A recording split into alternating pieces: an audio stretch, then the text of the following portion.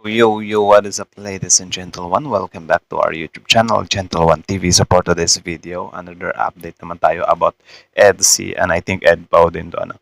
So this video is from Kalingap TV. So it has a title of Viancy nagulat sa payo. Grabe naman.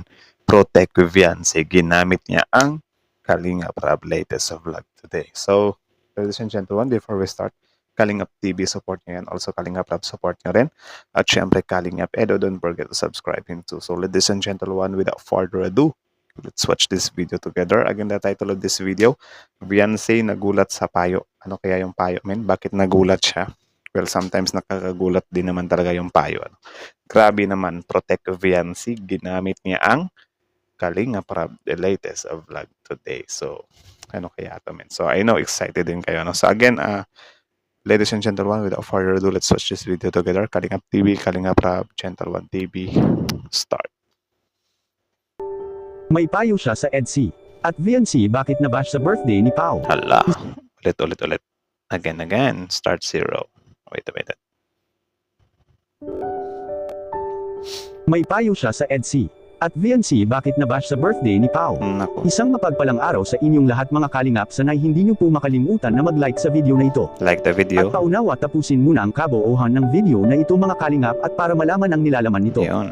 At maraming salamat po mga kalingap sa pagpatuloy na pagsuporta lalo na kay Kuya Val Santos Matubang at kay Ate Edna Vlogs at Kalingap Rab, salamat po. Also, before we start, Kalingap Rab, subscribe nyo. Kalingap, Kuya Val Santos Matubang, subscribe nyo rin. At syempre, Ate Edna Vlogs. Ano? So, supportahan natin sila, guys. Continue. Sino kaya itong nangbigay payo sa EDC mga kalingap? At Who is it? VNC bakit binabash nila sa birthday ni Pao? Pero bago yun ay pag-usapan muna natin mga kalingap ang mga ilang Yung mga Pao, I think yun yung bagong kapartner ng EDPAO. Correct me if I'm wrong. Edwin ata yun or Edward. Correct me if I'm wrong na lang. magaganap pa. Ngayong susunod na araw mga kalingap ay pupunta na ang team Kalingap sa Thailand at kasama na dito ang tambalang jump car mga kalingap dahil doon nila celebrate ang kanilang unang anniversary ng jump car. Grabe, hindi lubos akalain ni Carla na sa isang taon marami ang mga dumating sa kanyang mga biyaya at kabilang na nga dito ang kanilang bahay at iba pa mga kalingap. Tama naman, sa loob ng isang taon, sobrang dami na ng blessings na dumating kay Carla. Men. Like, makikita din naman natin yan. At tapos yung improvement niya talaga, sobrang solid. Ngayon na naman ay isa rin itong biyaya kung tawagin dahil makakaranas na rin si Carla na makapamasyal sa ibang bansa mga kalingap. Marami ang nangangarap na makapamasyal rin sa ibang bansa kaya si Carla ay napakaswerte rin itong mga kalingap dahil siya ay maka-experience na rin sa pagbakasyon sa ibang bansa ng dahil po sa Team Kalingap at sa mainit niyo pong pagsuporta sa jump car.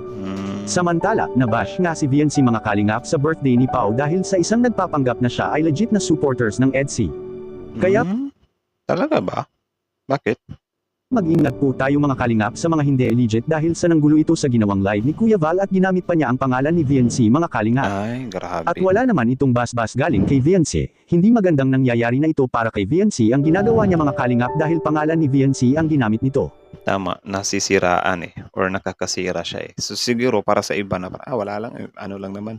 Pero maaari kasi siyang magkaroon ng impact men sa lalo na yung karamihan or hindi siya karamihan.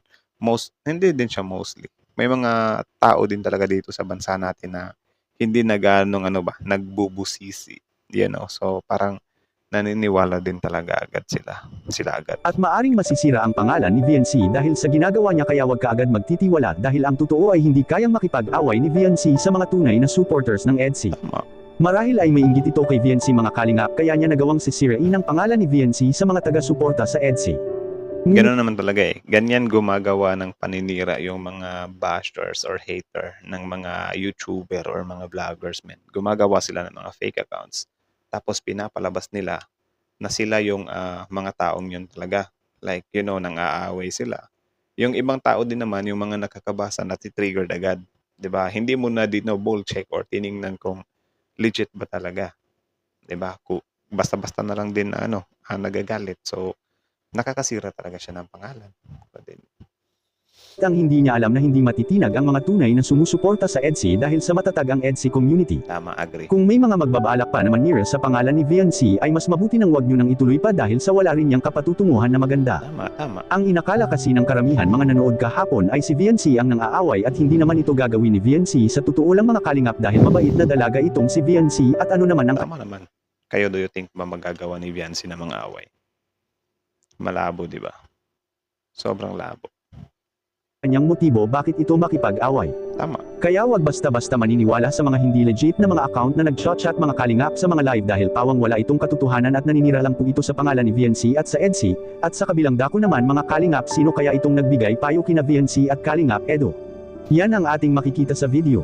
Kasala oh. Grabe ano. Talaga naman. So si Kuya Val Santos Matubang yung nagbibigay ng payo. Okay, so pakinggan natin. Kung ako kay Papa Eds, abay, hindi ko na pakawalan. Eh, Yun talaga yun, hindi niya pakakawalan. Well, kahit siguro naman if ever ako si Edo, bakit ko papapakawalan si Biancy, di ba? maswerteng bata eh. Tama, Lucky woman, si Beyonce. tama. Wala ko lang po si Papa Eds, hindi ko na si pakawalan. Mga kalingap, dahil isipin niyo po mga kaibigan, ng asawa mo yung lucky woman. Abay, Yun naman talaga yung hinahanap ng mga kalalakihan. Lucky woman, kahit nga siguro lalaking fake boy, di ba? Ay ang hinahanap niyan ay isang matinong babae din talaga. So ewan ko bakit ganun, sobrang unfair din doon, di ba, na parang birador ka ng girls tapos maghahanap ka ng matinong babae. Anak ng tokwa. hindi na ako pipili pa ng iba at maghanap pa ng iba.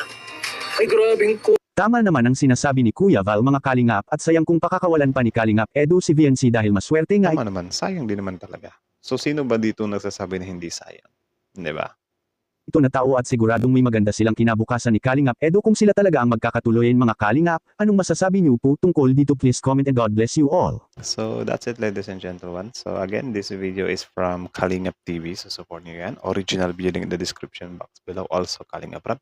Don't forget to like, comment, share, subscribe. And syempre, our YouTube channel, Gentle One TV. So that's it, ladies and gentlemen. Original video link in the description box below. Tapos, yun. How about you? What can you say about this video? Comment down below. Let's talk about it in the comment section. So, kita nyo naman yun. Parang pala to, pinapalabas nila na si Beyonce yung may some kind masamang ugali. Which is, yun, every time na may sisika talaga dito sa social media, may mga basher tayo dito na parang gumagawa pa talaga sila ng account, pinapalabas nila. Kaya nga meron na tayong some kind verification badge, di ba? Or yung may blue check sa dulo ng pangalan or yung may check sa dulo ng pangalan. Ang kasi niyan is para maiwasan yung impersonation. 'Di ba? Yung pinapalabas na ikaw yung nagcha-chat, 'di ba? Kasi kokopyahin yung profile picture at yung pangalan mo eh. So yung mga tao na parang madali lang din maloko, of course, maniniwala talaga sila agad na ikaw yun or yun yung taong yun na parang tawag dyan yung sinusuportahan nila. So kung ikaw madali kang maloko, bigla talagang yung utak mo na, oh my goodness, ang pangit naman ng ugali ng taong to. So magagalit ka agad ngayon. 'Di ba? So which is pangit din yung ganun na parang yan, hindi ka kasi nagdo-double check eh. Tapos ngayon, biglang sorry ka ngayon na inaano mo yung sinisiraan ng fake account. 'Di ba? Yan lang, nakakalungkot lang din isipin na si Viancy ay imbis na paangat na siya or I think paangat pa talaga siya ng paangat or sobrang ingay ng pangalan niya ngayon ay may mga tao din talaga, mga loko-loko na nag-e-effort na siraan siya. I don't know if yung mga pinaggagawa nila sa buhay, bakit sobrang daming time nila na siraan yung ibang tao, di ba? So sana magbago na sila. Pero I think ipagdasal na lang din natin yan kasi yun nga, kapag ka nasa social media ka rin kasi, hindi mo rin talaga mapi-please lahat ng tao. 'Di ba? Hindi mo maiiwasan yung basherman. Meron talagang mambabash sa'yo. Kahit wala kang gawin, kahit mag-video ka lang dyan, kahit gaano mo kabait, kahit magsimba ka, wala, may masasabi pa rin talaga sa'yo yung tao. Ang sa atin lang talaga dito, maging vigilant tayo, maging maingat tayo. Also, we as a viewers din, syempre, mag-iingat din tayo at huwag tayong basta-basta naniniwala sa mga fake na mga profiles. So, yun lang naman. Again, that's it, ladies and gentlemen. So, again, this video is from Kalingap TV. Original video link in the description box below. And then, Gentle One TV. So, that's it. Thank you so much for watching. Gentle One TV is out.